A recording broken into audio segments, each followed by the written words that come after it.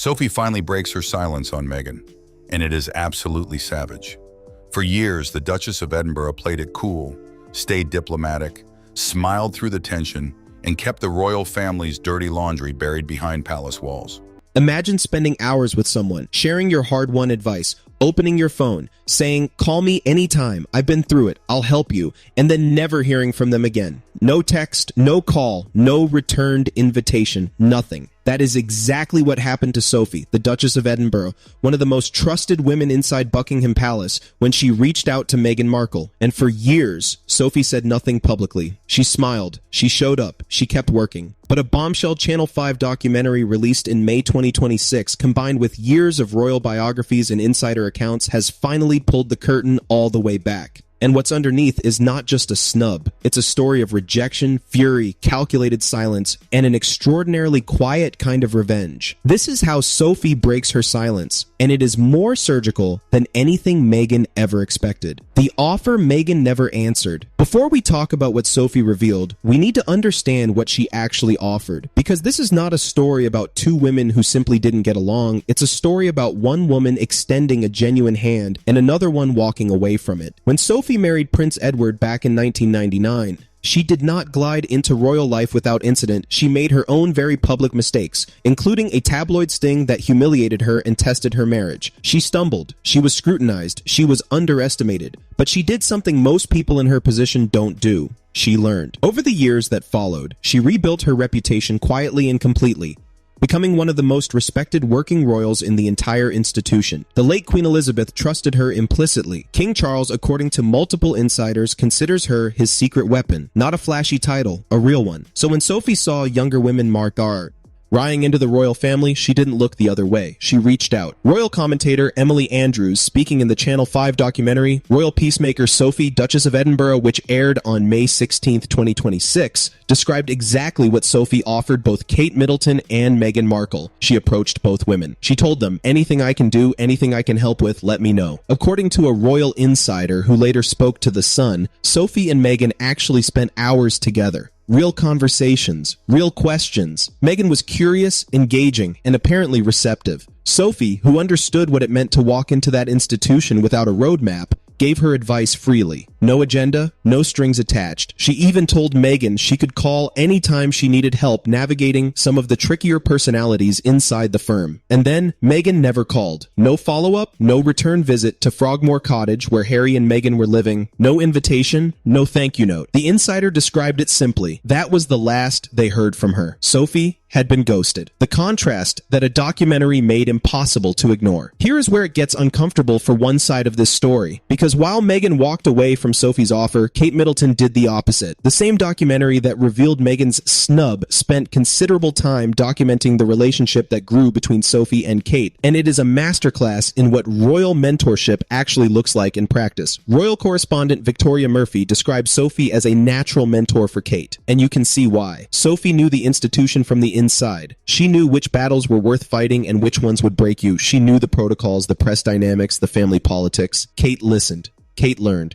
Kate called back, and the woman who took that guidance has, by nearly every public account, become one of the most effective and trusted working royals the monarchy has produced in a generation. The documentary did not need to spell out the comparison in bold letters. It didn't need to. Simply placing those two narratives side by side, Sophie and Kate building one of the most quietly powerful alliances inside Buckingham Palace versus Meghan declining the offer and eventually departing the institution entirely, said everything the filmmakers needed to say. This is what makes the documentary so effective. It doesn't attack Meghan, it simply tells Sophie's story and lets the contrast do the work. Former press secretary Elsa Anderson described Sophie as the woman the late Queen saw as a safe pair of hands, someone who could always be relied on, who was a true confidant in a world where genuine confidants are extraordinarily rare. That is who Meghan was offered as a mentor. That is the person who never heard back. 8 words and what they actually meant. Fast forward to March 2021. Harry and Meghan sit down with Oprah Winfrey and detonate one of the most explosive interviews in the history of the British monarchy. Allegations of racism, accusations of neglect, claims that Meghan Meghan had been denied mental health support, descriptions of isolation and cruelty. The interview dominated global headlines for weeks. The royal family was silent. The institution was shaken. And then Sophie and Prince Edward gave their own interview. When asked directly about Harry and Meghan's Oprah interview, Prince Edward said, "Oprah? Who?" Sophie laughed and added, "What interview? 8 words total. 8 words that sent a message so precise it required no further explanation. We are not engaging, we are not acknowledging, we are going to perform ignorance of one of the most famous women on the planet, and everyone watching will understand exactly why." To anyone who knew Sophie's background, her diplomatic instincts, her decades of navigating the palace with precision, this was not an accident. This was not a clumsy joke from someone who misspoke. This was a calculated move, delivered with a smile. Royal author Omid Scobie, in his controversial 2023 book Endgame, put it plainly. He described the exchange as making Sophie and Edward seem, in his words, stuffy or thinly veered at best and casually bigoted at worst, framing it as yet another example of institutional indifference toward Meghan. Sophie's team denied the remark was anything other than a joke. But here's the thing about Sophie. She doesn't make accidental jokes on camera. She never has. The woman who survived a tabloid sting and spent 2 decades rebuilding her credibility word by word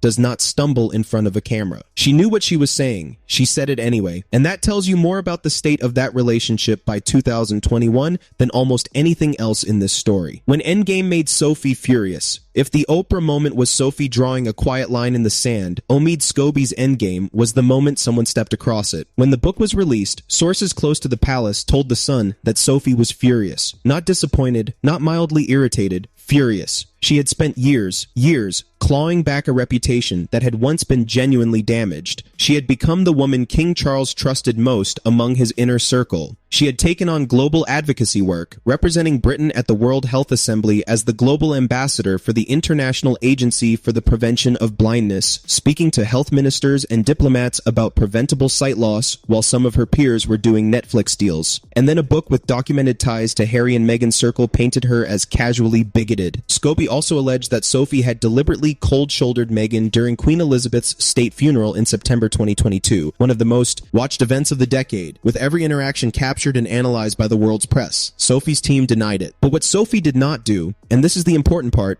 is what so many people in her position would have done. She did not cry on camera, she did not call a press conference, she did not write a memoir. She went back to work. More engagements, more causes, more quiet, consistent presence. She let her record answer the allegations, and her record is long enough that it speaks without her having to raise her voice. In 2023, Sophie and Edward became the Duke and Duchess of Edinburgh. It is worth pausing on that title for a moment, because the Edinburgh title, one of the most prestigious in the British monarchy, previously held by Prince Philip, was almost certainly going to be Harry and Meghan's had they stayed. They didn't stay. It went to Sophie. Friends of Sophie noted something interesting about her response to this. She was relieved, not just honored, relieved, because the title change also removed her obligation to curtsy to Meghan, an obligation that had, by all accounts, caused her genuine discomfort given the public criticism Meghan had directed at the institution Sophie had spent decades serving. That discomfort is gone now.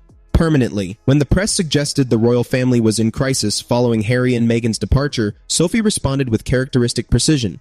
What did people think we were doing beforehand? She and Edward had been doing the work quietly for years before the headlines caught up. The suggestion that they were filling a gap irritated her because, in her view, there was no gap. There was just the work they had always been doing, suddenly noticed. And then came the documentary, Royal Peacemaker, Sophie, Duchess of Edinburgh, released May 2026, watched by millions. It doesn't attack anyone. It doesn't need to. It simply tells the story of a woman who offered mentorship to 2 younger royals. One accepted, one didn't. One is now the Princess of Wales, one of the most respected figures in modern British history. The other is in California. The documentary ends by celebrating Sophie as the woman who held the family together while others left. It is the most elegant possible way to say everything, without Sophie having to say anything directly. Sophie, Duchess of Edinburgh, was never the loudest royal in the room. She was never the most photographed, never the one the tabloids obsessed over, never the one with the Netflix deal or the podcast or the Oprah interview. She was the one who called back, the one who showed up, the one who made the offer and meant it, even when it was rejected. And now, years after a ghosted phone number, a diplomatic snub, a furious reaction to a book she felt misrepresented her,